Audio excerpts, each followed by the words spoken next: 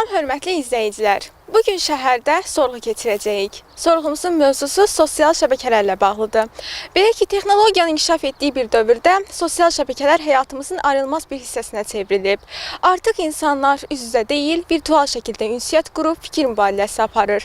Bu məqamda belə bir sual yaranır. Sosial şəbəkələr həyatımıza necə təsir göstərir? Bu sualın cavabını şəhər sakinlərindən öyrənəcəyik.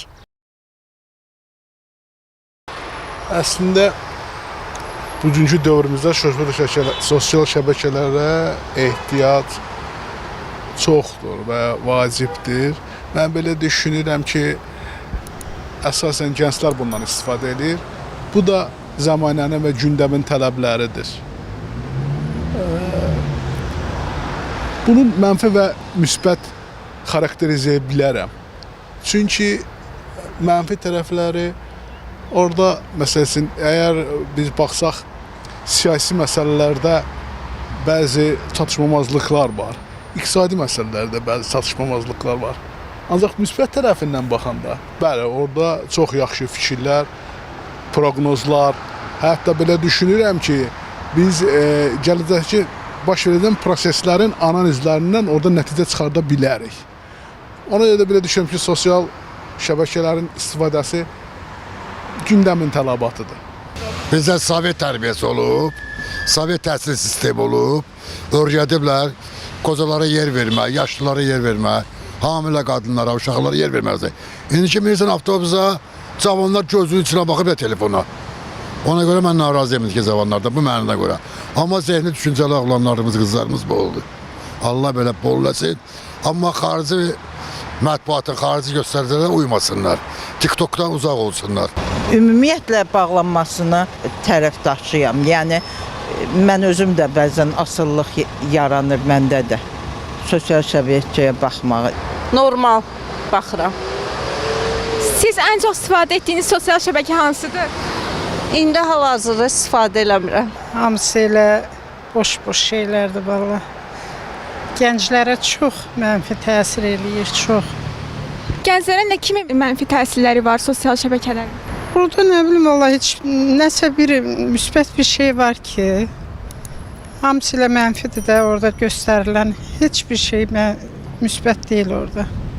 Düşünürəm ki, baxır yaxşı mənada istifadəyə. Məsələn, elə insanlar var, ondan yaxşı mənada istifadə edir. Tutaq ki, şagirdlər, mən özüm müəlliməyəm, məsələn, tapşırıqlar verirəm. Uşaqlar ondan səmərəli şəkildə istifadə edirlər.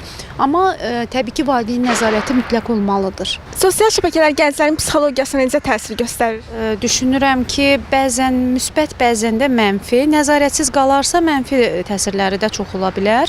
Amma müsbət tərəfləri də dediyim kimi araşdırma, tədqiqat aparırlarsa, nə gözəl yeni bir şey öyrənirlər, informasiya əldə edirlər. Məncə yaxşıdır, çünki biz insanlarla danışa bilərik. Facebookda da, Instagramda da, yəni ki, bir dənə pis şey var, o da gözə görə də, yəni həmişə telefonda olmaq pis şeydir məncə.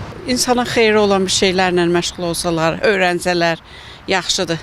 Amma pis şeylər olsa, yox, uşaqlara əsas uşaqları qorumaq lazımdır. O baxır, hansı insan nədən istifadə edir də orada.